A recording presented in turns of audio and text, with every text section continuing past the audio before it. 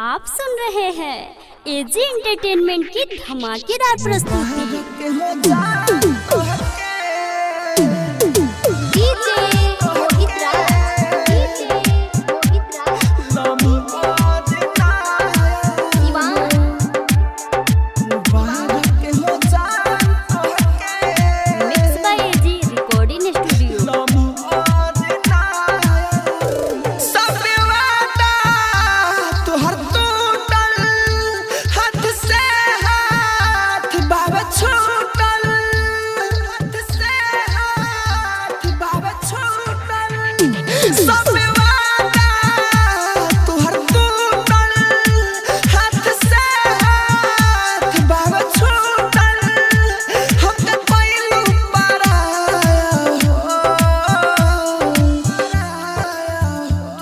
मुबारक हो जान तो हके लम्हार नाया हो।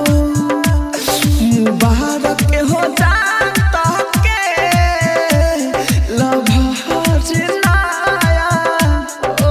मिक्स बाय एजी रिकॉर्डिंग मोहित राज। मुबारक हो जान तो हके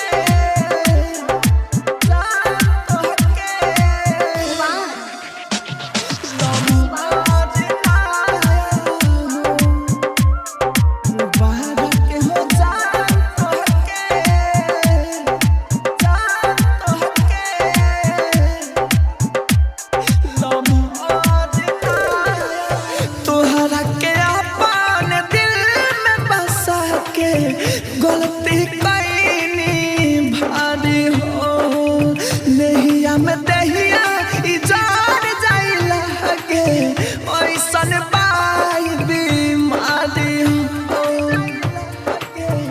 ऐसन पाई बीमारी तोहरा के अपन दिल में बसा के गलती कैनी भारी हो नहिया में दहिया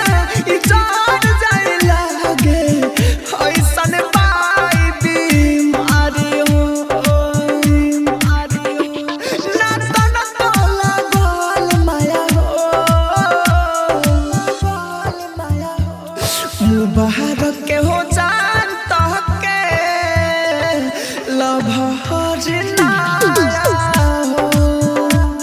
मुबारक हो जान तो हके लम्हार नाया हो। आप सुन रहे हैं एजी एंटरटेनमेंट की धमाकेदार प्रस्तुति।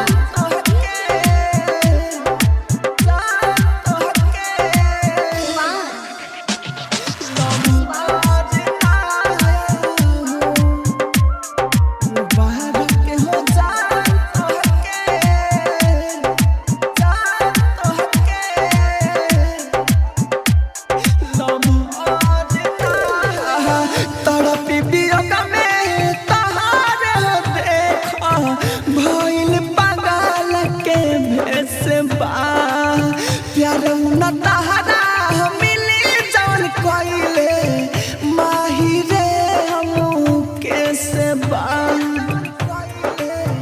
माही रे हमू तड़पी बियोग में तहरा देखा भइल पागल के भेस बा प्यार न तहरा मिली जवन कोइले